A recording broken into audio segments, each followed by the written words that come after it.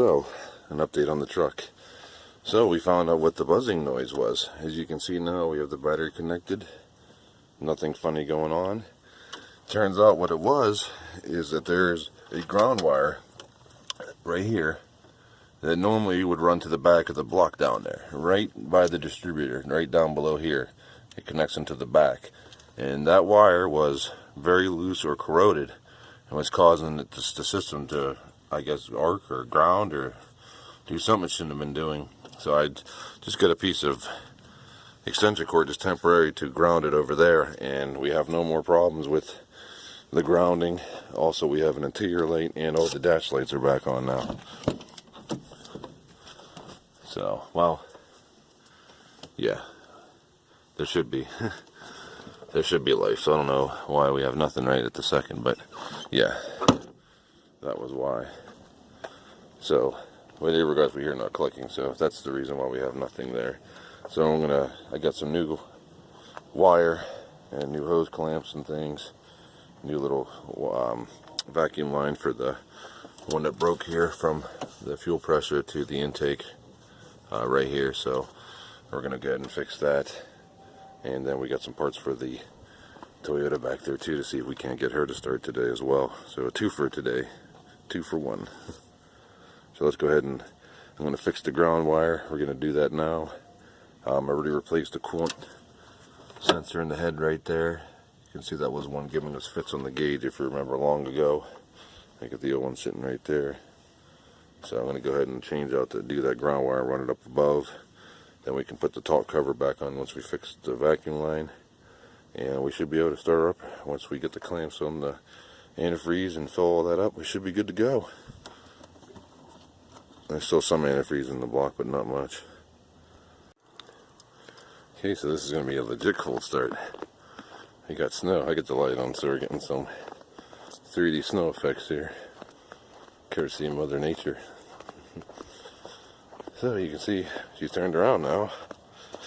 A couple good things have happened. I'll break it down real quick while we wait for the snowplow to come. I also got the Toyota to start. Unfortunately, the phone was dead, so we didn't catch it on video. It does idle better. However, it's burning a lot of oil, which is causing it to stutter. So, the PCV valve was part of the problem. Seems like it blew an oil seal somewhere. Maybe an intake gasket or something, because it is burning a lot of oil on the back part of the motor, which is, the exhaust is obviously on the front, so for it to be smoking by there means it's touching the exhaust, dripping onto it possibly or something, or just straight burning it. Oh, there's my socket wrench. Definitely can't leave that there. We need that. Anyways, back to the truck. So, as you can see, it's back together. Now, the reason why it was doing that relay clicking, which you see the battery's connected and it's dead silent now. So, the issue was there's a ground wire. You can see, that's this wire way back here. This one used to ground on the block in the back. Now, what happened was, you see there's a new clamp here. This was leaking antifreeze, which was leaking down and hitting that ground, and also the crank sensor, which is below me. Somehow the water was jumping all around down there, was hitting the crank sensor, was causing it to short, which is why the truck would stop running. So the truck did start even with this ground off, but I had no. I only had a check engine light on the dash. I had none of the gauges worked, no tachometer, no lights, no security, no nothing. So even with the headlights clicking, it did fire. So that wasn't the issue. It was the antifreeze is what killed it. So we fixed the leak. I ran a new ground from there to up with the other one. So those two grounds are now one. There was a ground here that was broken off. I don't know where that one originally went to. So I was going to run the wire to that, but I just figured keep it on the same one. I already cleaned that terminal, so everything's good there. So we're going to go ahead and give her a cold start.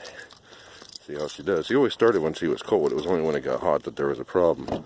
Or after it run for a couple minutes. You see there's no dash light right now for some reason, but let's go ahead and put the ignition in. Oh, there we go. Now we have the cab light come on. The battery light's flashing. You see we have all the things lighting up. We also have the display working again. This, even when I got that ground wire on, there was a few fuses. One that was blown up there that was a 10 amp fuse, and another one that was blown in here, both for the ignition. So I replaced those. The last one I changed brought that back, so now that's functioning again. So, and there we go. She's got a little bit low of an idle, but you see the gas gauge is still wonky. The gas gauge kind of does whatever it wants.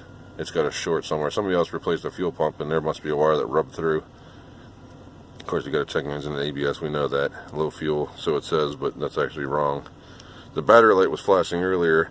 When I replaced that fuse, I was able to get that display to come back on, and also the battery light to go off.